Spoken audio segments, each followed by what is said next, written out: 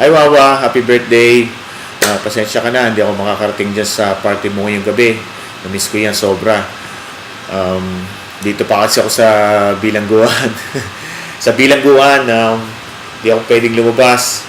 Pupulingin, October, mabigyan ako ng parol at makalaya ako dito para magkita-kita tayo dyan sa Pinas.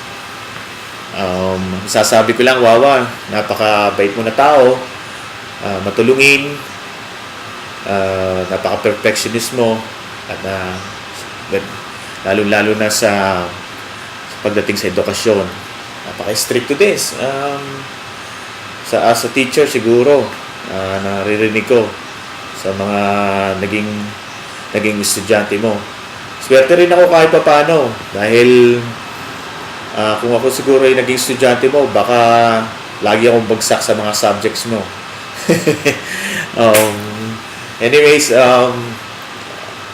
may namimiss ako nung mga college days namin that time.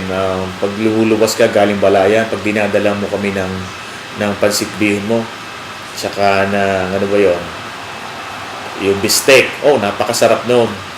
Sana pagdating ko dyan, makapagluto tayo ulit kahit pa paano, So, yun lang siguro. Papasalamat ako sa lahat-lahat ng mga tulong na binigay mo sa amin. Simula nung ako'y bata pa hanggang so ako'y lumaki. Lahat ng mga guidance na yon, maraming salamat. At ganoon din, Wawa, sa pagbibigay mo ng opportunity para maging close ako sa pamilya mo. Since lumaki ako sa pamilya mo, bata pa, talagang halos parang nanay na kita dahil lagi ako nandiyan sa inyo, palagi na lamang, di ba? So, salamat ako doon sa opportunity na yon. And ano pa ba?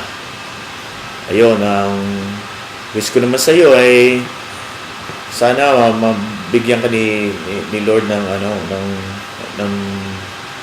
mahaba pang buhay, magandang kalusugan.